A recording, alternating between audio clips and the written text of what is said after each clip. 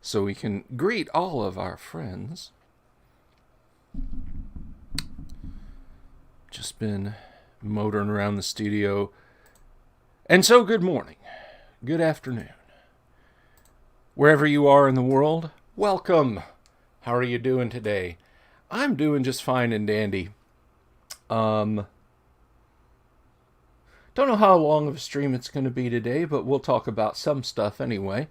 I got my camera situation squared away. My battery was a little wonky. Focus is a bit soft, is it? Okay. Well, let me adjust that. I certainly don't want to be out of focus. Hang on just a second.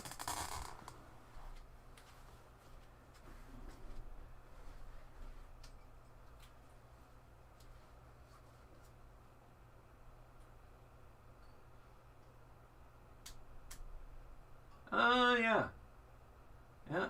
Yeah.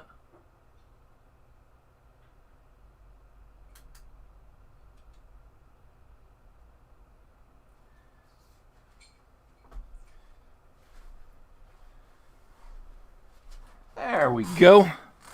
Hopefully that's better. Now you can see me in sharp detail.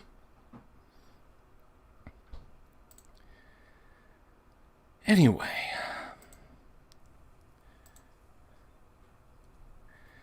So, thank you again, Dan, for pointing that out. But yeah.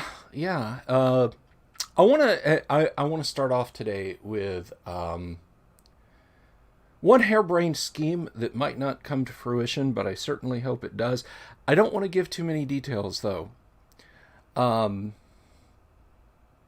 had some free time yesterday, and I was sitting around thinking. And I was thinking about the state of virtual tabletop gaming. The entry point, as I have said, I have kind of pounded on this time and again, is pretty easy. You know, you just need a mobile phone, and you go from there. But I got to thinking about all the disparate pieces. If you don't want to just use a mobile phone, if you want to actually use video setups and audio setups, and not just that, but how you contact your players and how you put all this out on the internet, it's all kind of scattered around.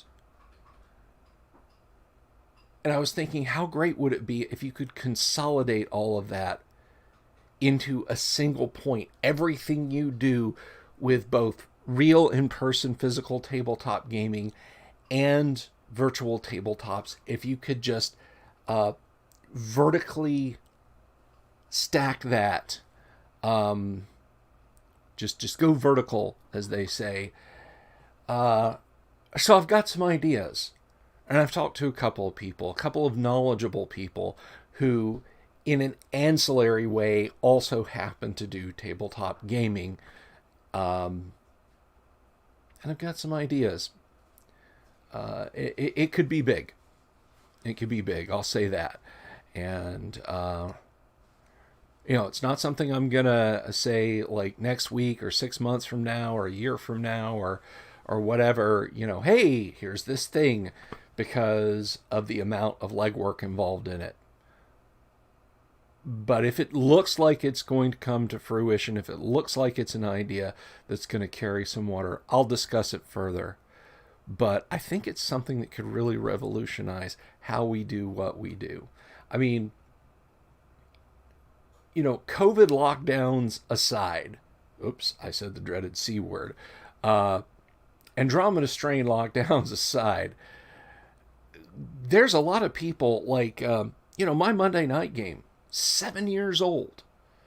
My Monday night game is old enough to go to first grade. It's not even in kindergarten anymore. And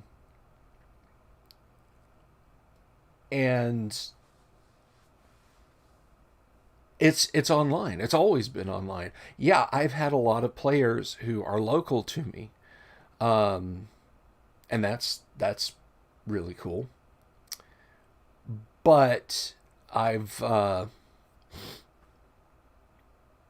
got the majority of my players actually in the Northwest. A dear old friend of mine, Jeff, who provided lots of cool things to Mail Call Monday. There's Steve. Well, Steve dipped out for a while and get back to dipping out. There's Aurora. There's just almost everybody is out on the West Coast.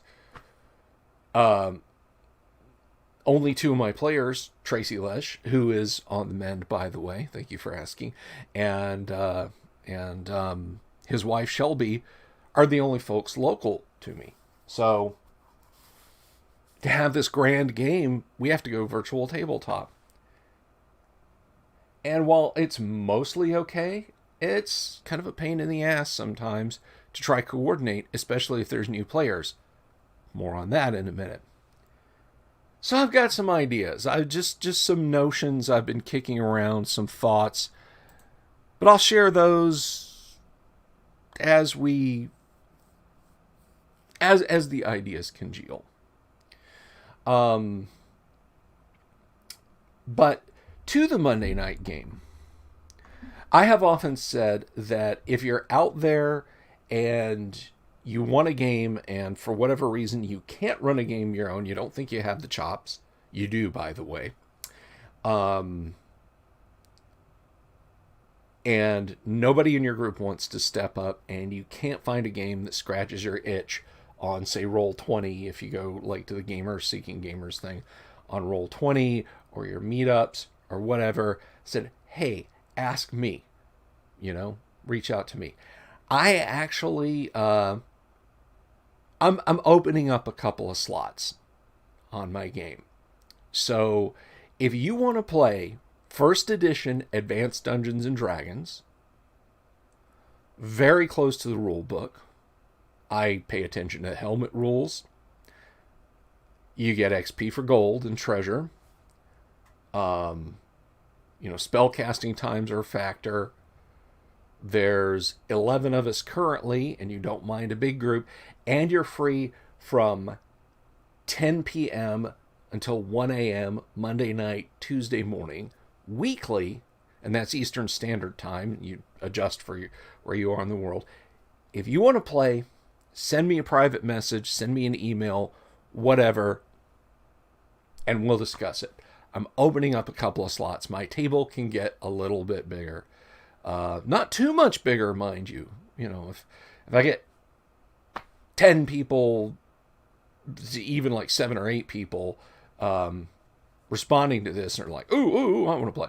I'll have to adjust accordingly. But I'm not opposed to adding at least a couple more players. So just keep that in mind if you're out there and you're looking to have some fun. And speaking of the Monday night game, to launch directly into last night's game, once again, I was a little surprised that the group did not kick off immediately into adventure. Now, Saturday night, I actually ran a brief roleplay in Greyhawk for a couple of my players. The party's 9th level cleric, Brand Grayson, and Carleon, the most unusual character I've let somebody run in one of my World of Greyhawk 1E AD&D games, because the character, a female paladin, that's not the unusual part. The unusual part is that this female paladin is a paladin of Xanye, who is a goddess of magic and death, lawful across the spectrum, tends toward lawful evil, but has the occasional rare lawful good servant. So we kind of adjusted a few things because it seemed like an interesting approach that the player wanted to take with the character. So I was willing to go and say, you know, okay, show me what you got. Now, I am typically very much not of the, you know, oh, be a paladin of anything. Like, I was explaining this as best as I could in the comments section on a video that Jayashiro Finney was doing, that Nouveau D&D has options, at least, to where anyone of any alignment and any race with any stat blocks can be a paladin. Which, like, no. That's that you literally want to just be a fighter, but get everything that the paladin's got at no cost when you're doing that. I don't agree with that at all. I don't think that should be a thing. And I'm sorry if if you're out there, if you're new to watching my streams, and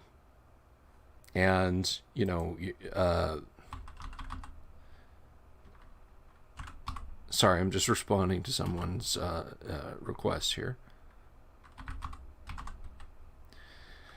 But if you're new to watching the streams, and you're like, whoa, wait a minute, this guy's, this guy's coming down on the very grumpy grognard side. Anyone can be. Look, just play a fighter, and so you're dedicated to a cause. But the guy who or woman who actually rolled up the stats and is playing a lawful good character, very lawful, very good, and is sticking to the plot, as it were. It's just kind of like, well, all that effort you're putting in is meaningless. So no, I don't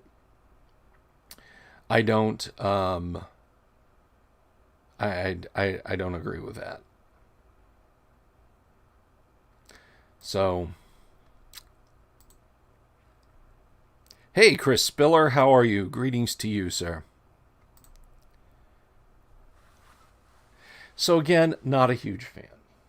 And I hope I don't lose viewers over that. Speaking of viewers, and I'll get back to the Greyhawk story in just a minute.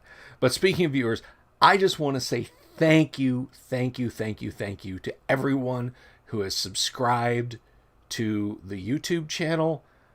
It's going strong. I was in the high 400s when I kind of threw that request up, and now I'm one subscriber short of hitting 600. So in just a little under, I think, or maybe over 2 weeks, gone up 100, and I'm striving to get us to 1,000 so I can do a lot more cool stuff on YouTube. So if you're just watching these on Facebook, just dip over to YouTube real quick. Just real quick. Even if you never watch a video over there.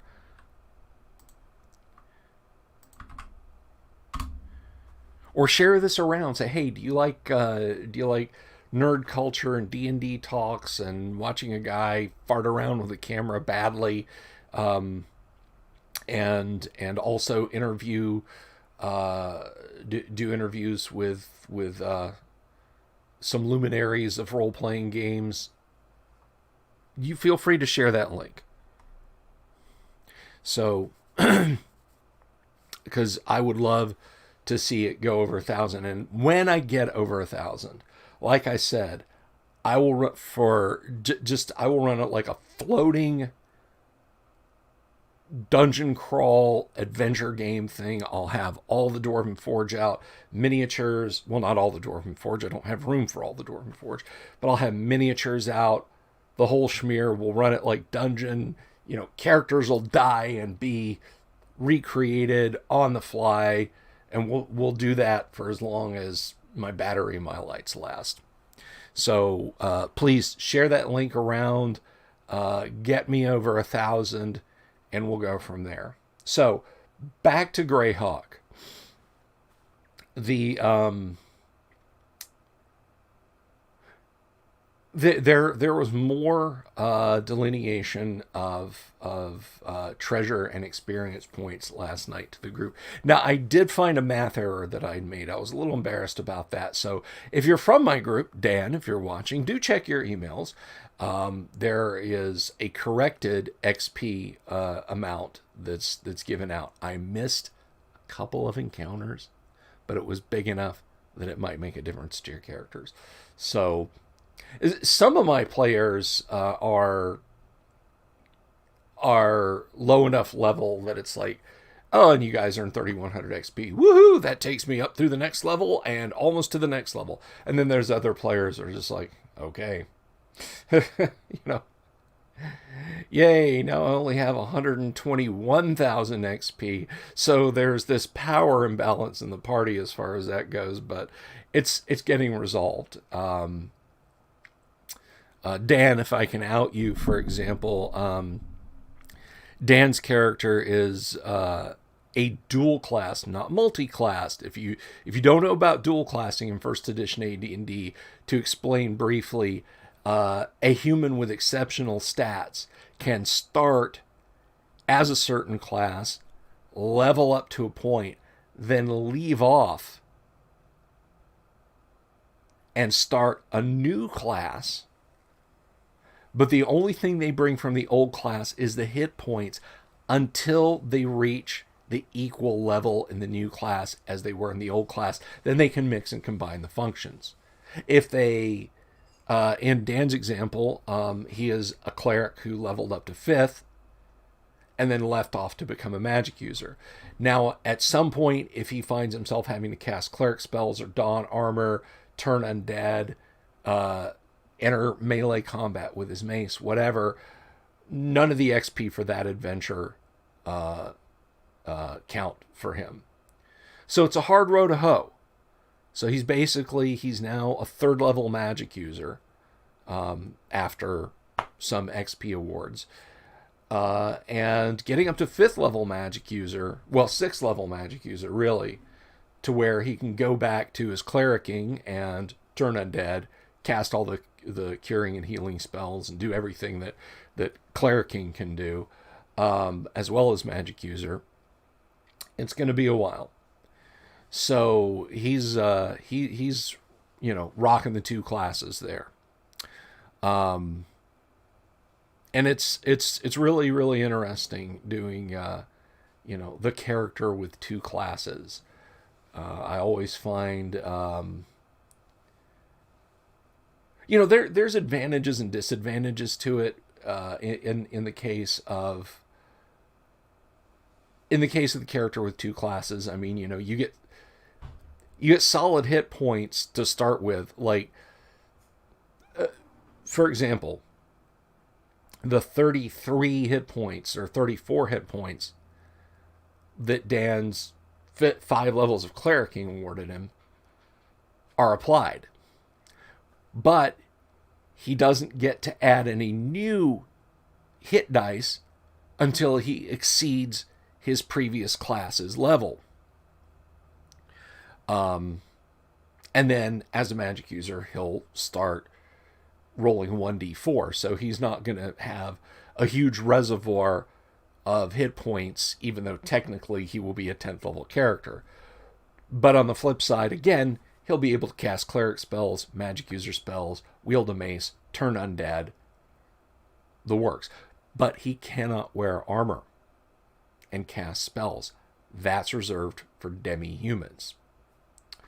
And then on the demi-human side, you can multi-class. You can be a fighter thief, a fighter magic user cleric, an illusionist assassin, a fighter cleric,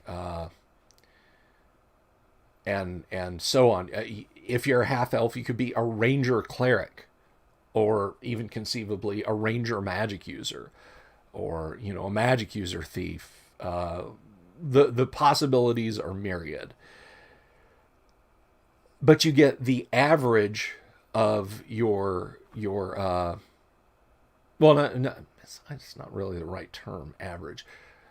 In the case of having two classes, let's say one uses a D6 and one uses a D4, that would be thief and magic users. You're an elven magic user thief, and you have no constitution bonus. When you gain levels in both classes and gain your hit points, you roll a D6 and a D4, but you then divide by 2. You divide by the number of classes you have. So you can wind up with some kind of shit hit points. But on the average, you're going to get okay hit points. Like if you go with, fighter thief, you can get 8 hit points max, not counting constitution bonus. If you've got a high enough constitution bonus and you max out both, that will be 12 hit points in a single level. So, with an 18 con. So, I started telling you that story for reasons unknown. Anyway, I did dole out some newly figured XP to everyone. There was a little tiny bit of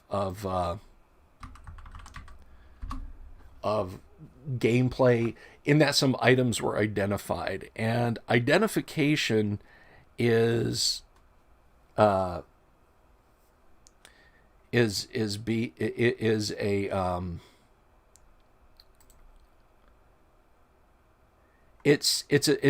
of a it's a bit of a bear in 1E, and I don't exactly run it by the book in first edition AD&D. Some of the rules of AD&D, Gary put in there very specifically to screw with his Lake Geneva group. And here's why. And that sounds like, oh, so Gary was a dick and we all have to suffer. Gary's group back in the day were all wargamers. They set out to win, not just to do well and have fun, but to win sessions and scenarios. And they would do everything they can. They would find every exploit in the rules to climb the ladder as fast as possible. Like the guy to their right, yeah, he's in the adventuring party, but that doesn't necessarily make him an ally. So, the thief can pick pockets. Like, oh, he's got a magic ring. I'll just pass a note to the DM that says, I'm picking this guy's pocket. And I've had it come on too in my games every once in a while, but yeah, the Lake Geneva group, they were pretty hardcore. So, Gary was constantly throwing roadblocks down in their way, and Identify as one of them. And if you're not familiar with 1E Identify, or if you're not familiar with Identify at all, you don't just pick up a magic item and know that it is a +1 sword, or a wand of fireballs, or a ring of protection, what have you. Until you identify it, it's just a sword. Now, it might glow blue.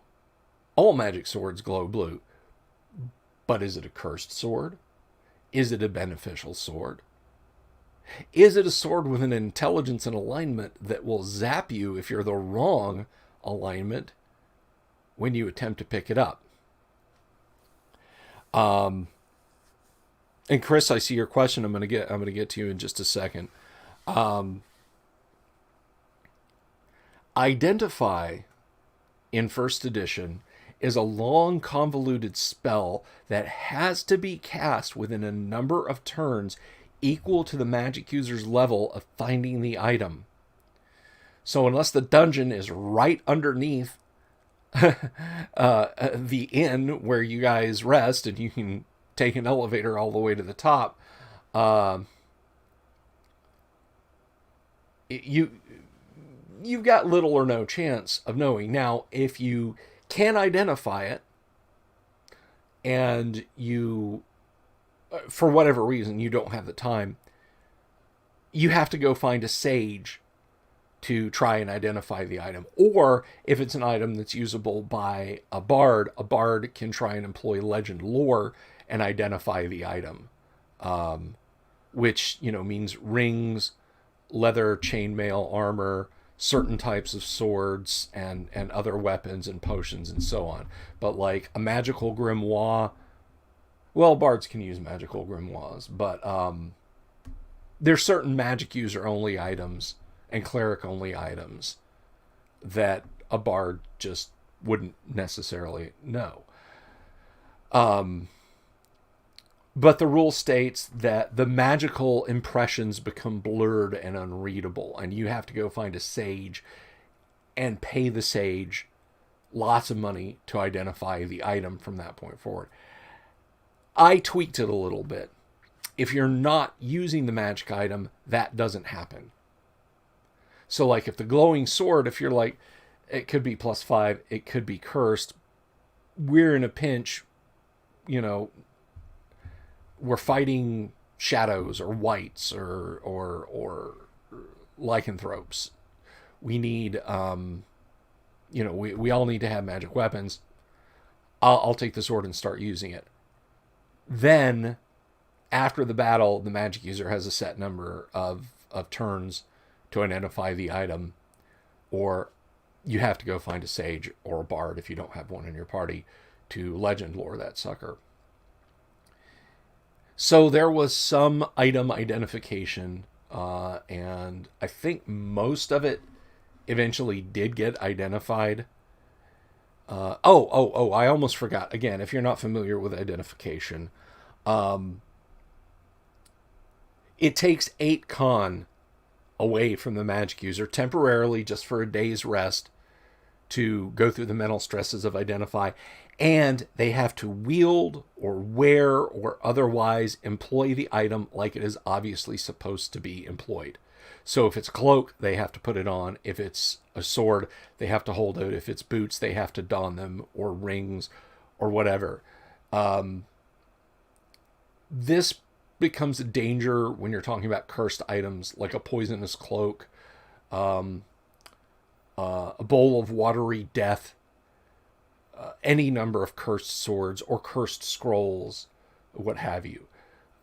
So there's a very real risk to a magic user when employing identify.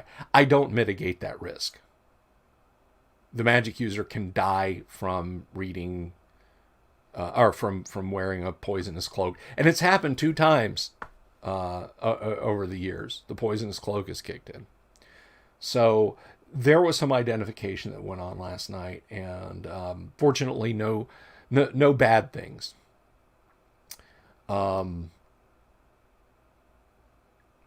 But other than that, the player, when the party left White Plume Mountain, they left with all 3 weapons: Wave, Whelm, and Black Razor.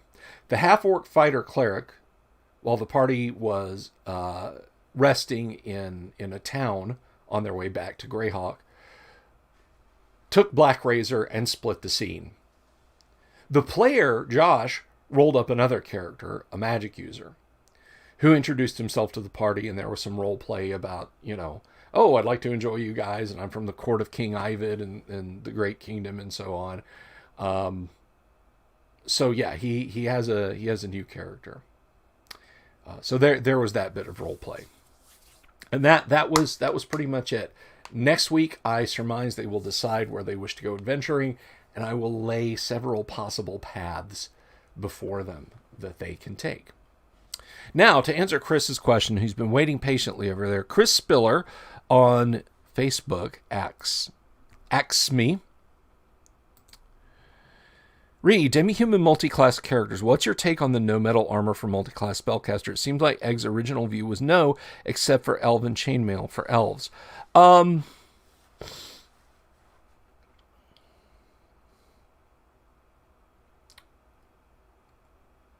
For multi-class spellcasters, for demi-humans, I'm okay with armor. Now, I don't have my player's handbook over here at the desk. Uh, it's over yonder. I'm not gonna dip over there, but I believe Gary said just armor in general. I don't think he. I don't believe he made the exception only for chainmail armor. I think he said, uh, you know, that elven spellcasters could cast in armor. I'm certainly okay with extending that out to the only other ones who can be spellcasters, half orcs and half elves and gnomes. Um, Half elves, it just follows that their elven nature is going to work. Um, Half orcs can be clerics, fighter clerics, and clerics can cast in armor. And I would say that gnomes share the same magical propensity as do elves. That their association with magic and so on is strong enough that it will not impact them. So if you find a little suit of gnomish plate mail and you want to have a gnomish fighter illusionist, then they can certainly cast while wearing armor. Halflings obviously can't be spellcasters of any stripe, so it's not really an issue for them. Although they can advance far enough as thieves that they can employ certain scrolls. At which point, I mean, there's nothing given in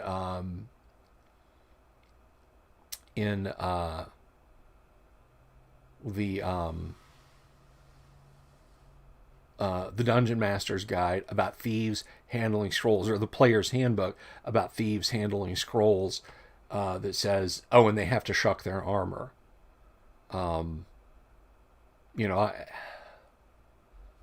I say if it's not forbidden, it's permitted, and it's not unclear. It's not like there's a vague hint about it. It's simply not said.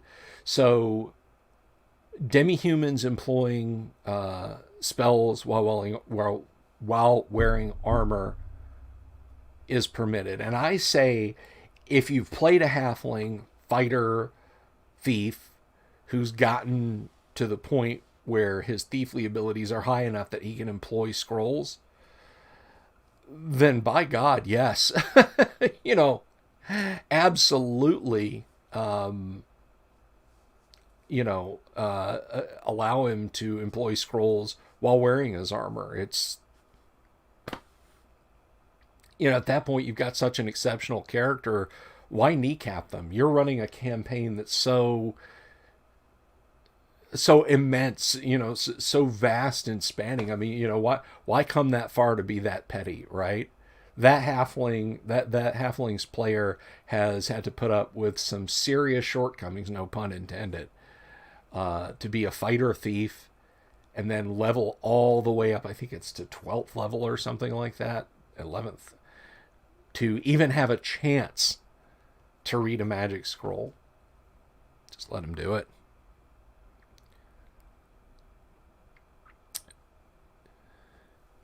I don't. Yeah, I don't think. I don't think that's a thing, and I'm not slamming you, Chris. I think multi-class spellcasters can wear armor. I'm gonna have to look it up. But yeah, I think that's actually an allowed thing. So so that was Monday night, and we rolled on till 1 o'clock, where it was a session where the A meant accounting, and everybody adjusted their characters accordingly. One thing that I started doing, and that I recommend you do, particularly if you're running AD&D, I featured on this episode, and not this episode, on this live stream, quite a while back, the Dungeon Master's Adventure Log, which is a paper spreadsheet for keeping track of character information and monster and treasure information and so on.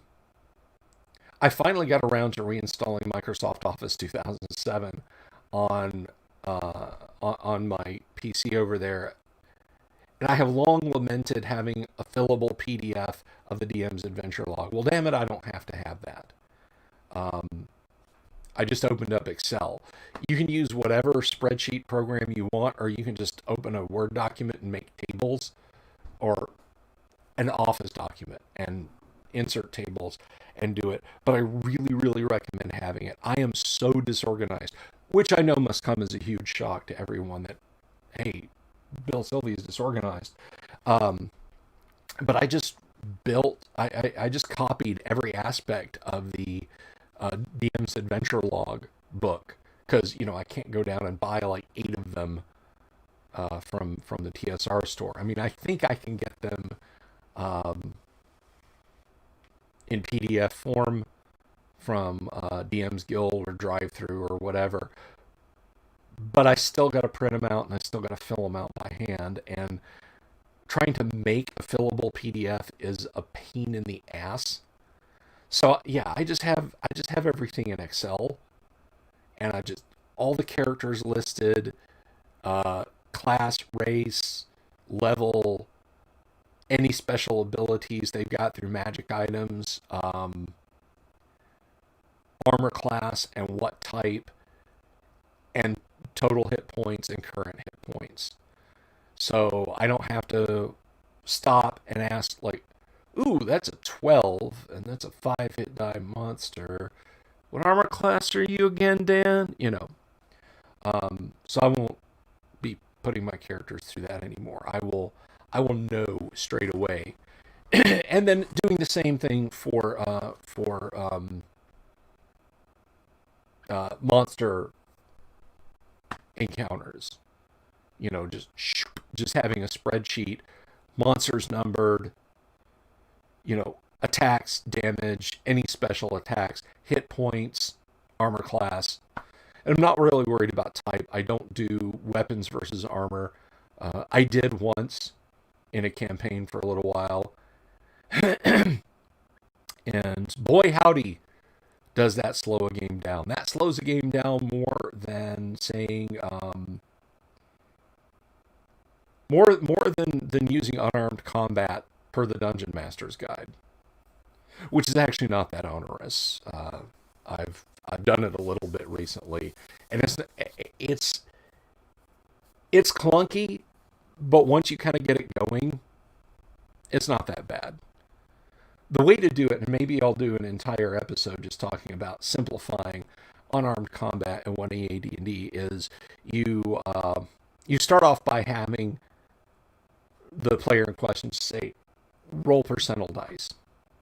Just do that right off the top, and then just drop through the tables, checking off each box. Like, okay, what's their armor class difference? What's their dex, and so on and so on and so on, and etc. And then making adjustments and seeing what the final percentage is, and then comparing that to a chart. Did you hit? And this is what you did. What was it, like 1 point plus your strength bonus, or was it like 5 points plus your strength bonus, target is stunned, etc., etc. So it's not quite as bad as you might imagine.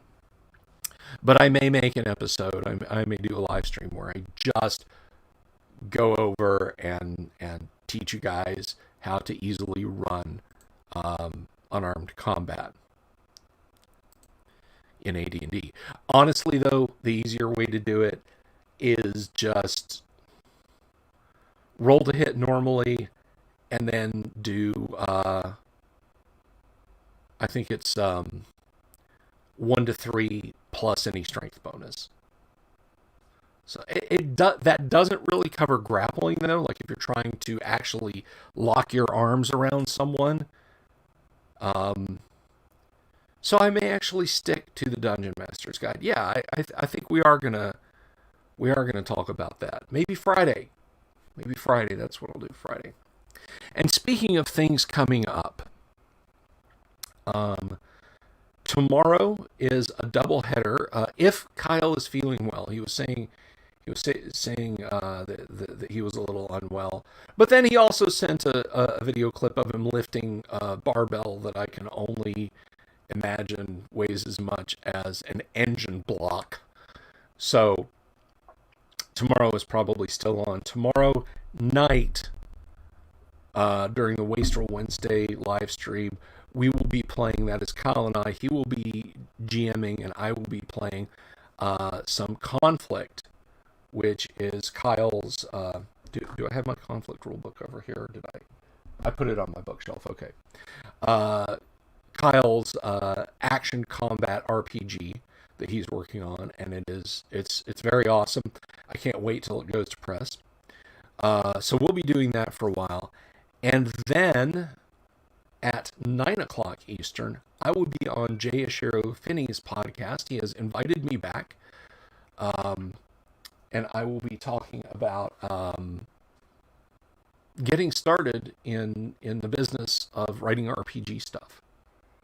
He has asked me to answer some questions that his viewers might have about that. So I'm going to babble to the best of my ability and talk about that tomorrow night. Now, let's see.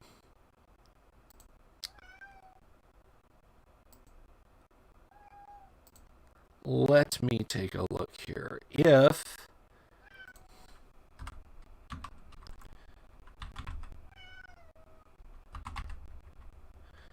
If you are unfamiliar with, if you weren't here yesterday, I will share this link. That is Jay Ashiro's channel. He hasn't he hasn't put up a link for it yet. If you're on YouTube, you should be able to find it. But there's the link in the chat. So give it a listen. I will hopefully have some amusing and interesting answers for people. And he's an interesting dude. He is an author who has a lot of very cool books under his belt, which I'm gonna read. I'm gonna start diving into those. He has done a lot of writing projects that are in my in my area of interest. They're in my wheelhouse, as it were. So I will be I'll be reading his stuff, and I will be talking to you guys about what I think about that in the coming weeks and months and so on. But I will be on his live stream 9 o'clock Eastern tomorrow, answering questions for, I don't know, hour and a half that his fans have to ask, and you should check that out. You should check out his stuff anyway, because it's pretty cool, and he's an all right guy. So that's what's going on tomorrow. Wastrel Wednesday with Kyle, and then interview with Jay Ashiro. That's Thursday. No, that's Wednesday. Thursday, I will be doing a painting lab. It'll be Paint Lab Thursday, and we're going to continue on with these gorgeous Grenadier Minis. And I got one here I didn't even start. I'll have to start him up. We'll be doing these Grenadier Minis and working on their flesh tones some more before we start on other parts. I've done eyes and everything else, and that's a lot of fun. I may start painting up at the same time. I have this 3D printed Warduke. I don't think that's showing up well at all. That's not too bad. Camera's not quite autofocusing, but yeah, that's just a little 32 millimeter Warduke from Thingiverse that somebody put together. Because there are no, to the best of my knowledge, there are no Warduke minis.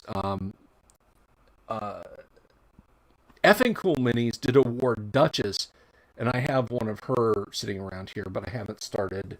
I haven't. She's assembled, but I haven't primed her yet, so I won't be doing her at the same time. But it's just a distaff Warduke, boobies and bearskin and so on and etc. But otherwise the same. The helmet, no face, which is nice. I don't have to paint that. I don't even have to do flesh tone. I can just leave it black and a couple of red dots for red eyes. But we're going to have some fun painting the Grenadier Minis. This halfling, which also needs his rosy skin tone, as I had mentioned earlier, he has a torch. So I'll be showing you guys how to do fire glow on minis, or at least how I do fire glow on minis. Not how you should do it, but just how I do it, because I dipped in and I tried it on my demon idol miniature. And one of the two thieves that I've got done, I need to finish that guy up. I really do.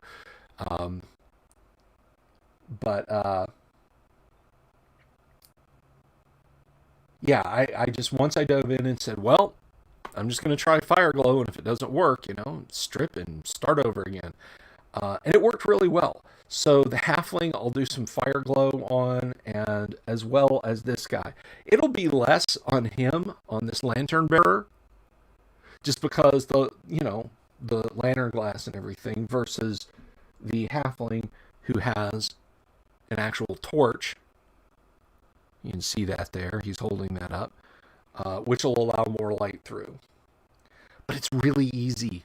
If you can do dry brush, you can do fire glow. You just have to know what color tones. Basically, the closer to the flame, the closer to white things are. I mean, the temptation is to paint your flames red, right? Because fire is red. Not really. If you look at a flame, the hottest part of the fire is a whitish color, whitish yellow. Way further away is when you get to warmer reds and so on. So if you look at, for example, which I just copied the colors and the color scheme off of the player's handbook to do the demon idol. And so the outer parts of it, the tips of the horns up here, and its arms out here, and it's the little bits of its legs that stick out where they'd be catching some of the light. I did in a deeper fiery red color, but everything up close is yellow, orange to white, and it's just blended in a dry brush. So that's kind of how you do it. It's really easy. It's really, really easy. Let's see. The audio is a little choppy. Is it just me? Oh, I'm sorry, you guys over on YouTube. Yeah, sometimes the audio is not great, and it has to do with bandwidth and a lot of things. I apologize. I'll move the mic a little bit closer. Maybe that'll help, because it's not push to talk or anything. It's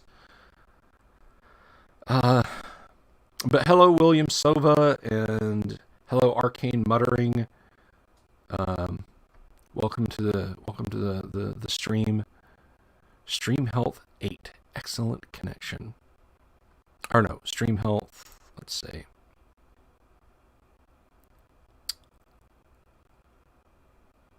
Stream is healthy. So I don't really have any control more than that. How's the audio over on Facebook? Is everybody hearing me okay? I know Dan was bitching about the focus earlier, but hopefully the audio has been okay.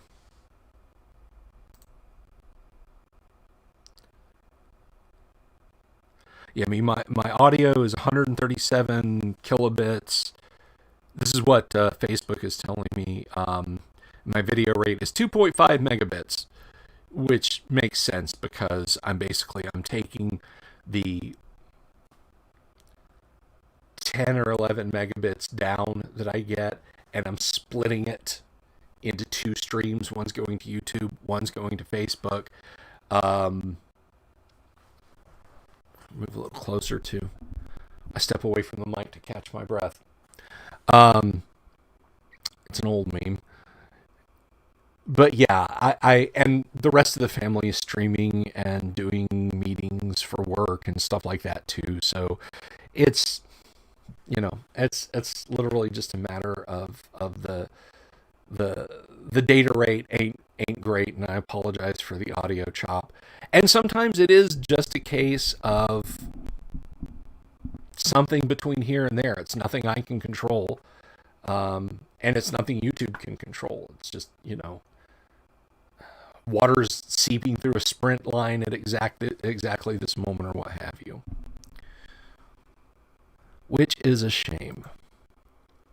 Audio a little scratchy, but not too bad. See? Yeah, so I do what I can, guys, and I'm sorry it's not any better. Now, I do want to take a moment to this is for the folks who've joined up on YouTube, who've caught me on Jay Ashiro's streams and so on. If you're not familiar with my work and you haven't caught this before, currently I have three adventure modules for everything from 3rd edition D&D all the way through Swords and Wizardry, which is the original D&D clone game, Osric, 5th edition. About the only thing that I don't have out there, because I've got Osric modules, which is AD&D. I've got 3rd edition. I've got, which is of course compatible with Pathfinder and 3.5. So that covers every gamut of D20 fantasy you could want with a little tweaking.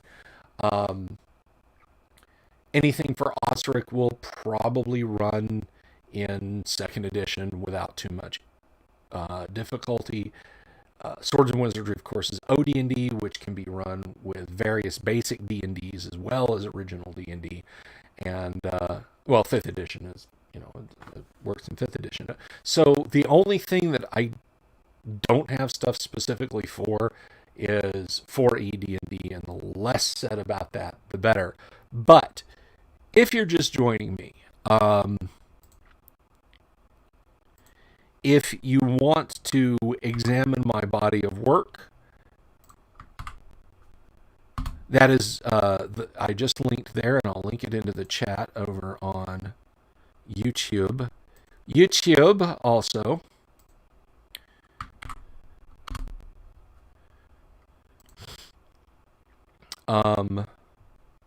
That is Elemental Moon. That is that module. Half of that module is the work of Lance Havermail. Half of that is my work under a pen name, Andy Luke Crossness. I wrote that back in the early 2000s. It's kind of my part is sort of a vertical tomb of horrors. So if you like trap-filled puzzle-y maps, there you go. Plus there's some other stuff you can do in there. The Lost Crypt is part of my project that I did with Gary Gygax. One of the projects I did with Gary Gygax, I should say, not part of my singular project. You gonna show it there, Facebook? All right, well, there we go. Which is a treasure hunt for artifacts. Both of those are available through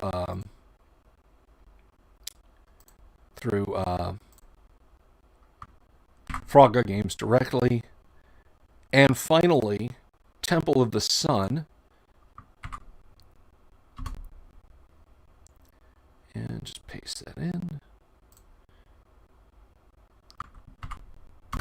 Now, Temple of the Sun is interesting because it was originally a Greyhawk module that I wrote as a convention dungeon crawl. It's the first one I ever did.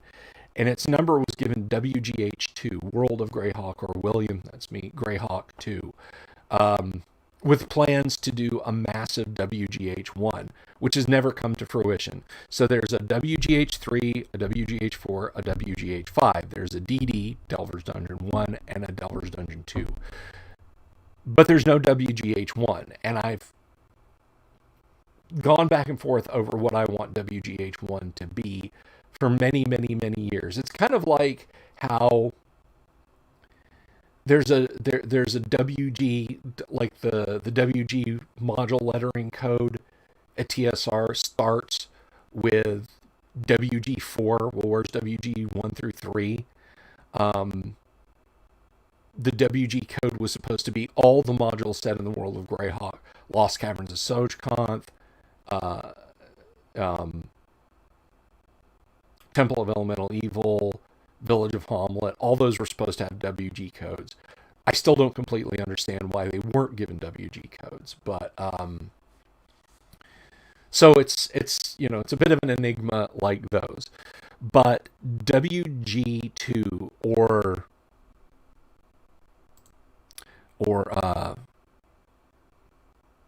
SAA1 was was the first thing I ever ran at the Recon conventions for the local historical miniatures game society. They did provide some room for role-playing gamers to go on and have a place to play. So I just kind of threw this idea together, and basically it has the players venturing out into the sea of dust to retrieve an article of Xanier, an artifact of Xanier that's been buried in a city hidden out in the sea of dust. Think kind of like Indian Sala looking for the Ark of Covenant buried out in the desert, you know.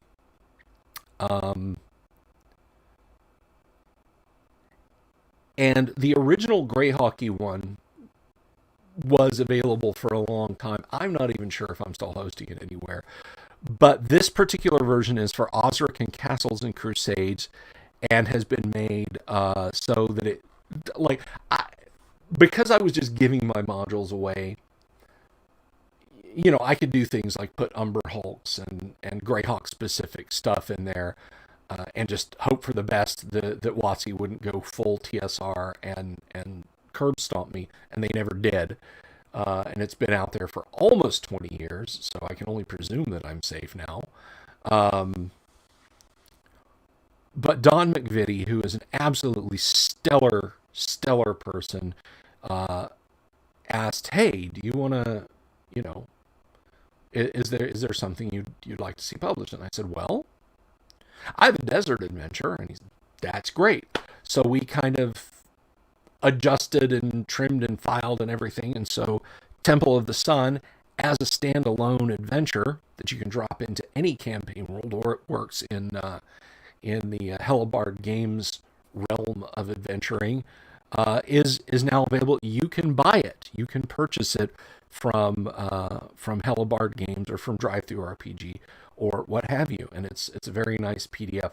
I wish it was in print, because Don sent me a test run deluxe printed version that looks so pretty I could cry. It is like it is what I want my classic adventures to look like in print. It has a detached cover, non-repro blue maps, gorgeous artwork throughout, and it gives me chills to see my module in that format. But I don't think that currently they offer it in print. So you'd have to send it to Lulu and specify, you know, don't detach the cover, and then you'd kind of get a taste of what it would look like. So again, for those of you over on YouTube who are kind of new, oh, thank you, Arcane.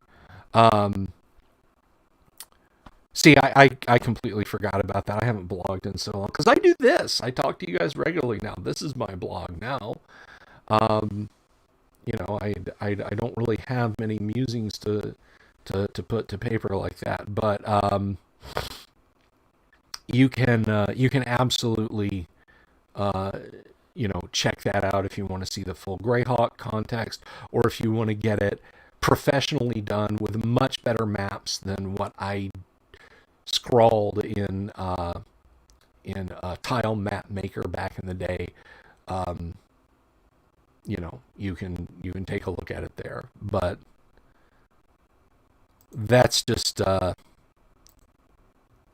that's a sampling of the stuff that I've done, the stuff that I do.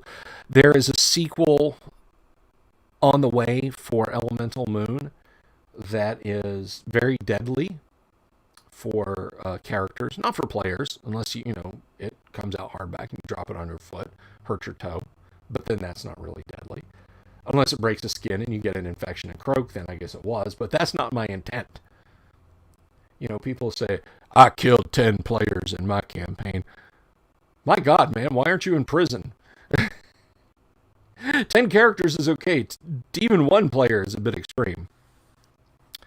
But anyway, so those are some things. If you're new to me and you're just starting to follow me, be it here on Facebook or over on YouTube, that's kind of a sample of what I've written. And if you're going to watch the live stream with JS Shiro tomorrow night and you want to kind of get a feel for where I'm coming from, there's a good example of what I do and how I do it. And I'll get more into the nuts and bolts tomorrow night when I talk to him. So, with that, I'm going to go ahead and leave you guys here. I've rambled on for an hour, and it's been a lot of fun. Thank you, everyone, for watching the stream today. I absolutely appreciate it. All the new subscribers, please, please, please, please, please like and subscribe. Click the bell, the whole schmear over on YouTube. It helps me greatly if folks do that, because, like I said, there's things that I can't do on YouTube yet that I want to be able to do, like polls, better interaction with you guys, so on and etc. They consider anyone who's making less than less than 1,000 viewers is not worth their time. Oh, Ron just got here. Ron Robrin, everybody, an absolutely fantastic artist. He's local to the Orlando area, a friend of mine. Welcome, Ron. So I'm gonna go on a little bit, and I'm gonna talk about Ron. Ron is an author and artist. Now, Ron, you're gonna have to answer. Do you still do the children's books? Do I want something new? Oh God, that's tempting. I guess the answer would be yes. I haven't seen like your art in so long it hurts. Ron, let me see. Do I have?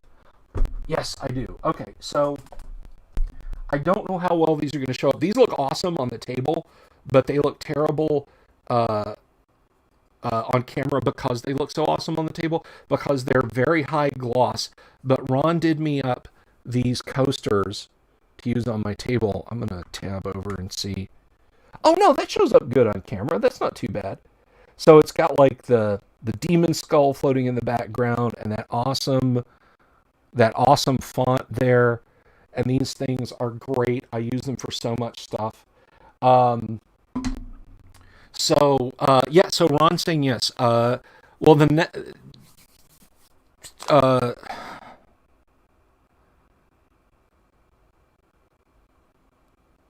about the coaster art? I have the coaster art somewhere around here.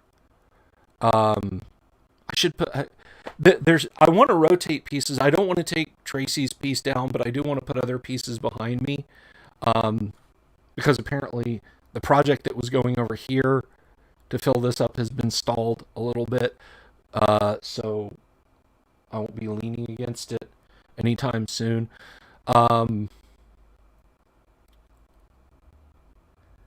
I feel like I've got that somewhere still, but anyway, yes, Ron, I would love to see some of your art. I would love to have some of your art up on the live stream. But anyway, no, Ron does a series of fantastic children's books that are just extraordinary. I will let him link to them because I don't know if you have a new site or anything. You can message me the links, and I can share those out with folks. But yeah, Yeah. You gotta, you gotta come to these streams earlier, Ron. Like, I was ready to pull the eject handle for the day, and now you got me talking about that. But yeah, Ron did some fantastic pieces of art back in the day, in the distant past of 2015, 2014. Um,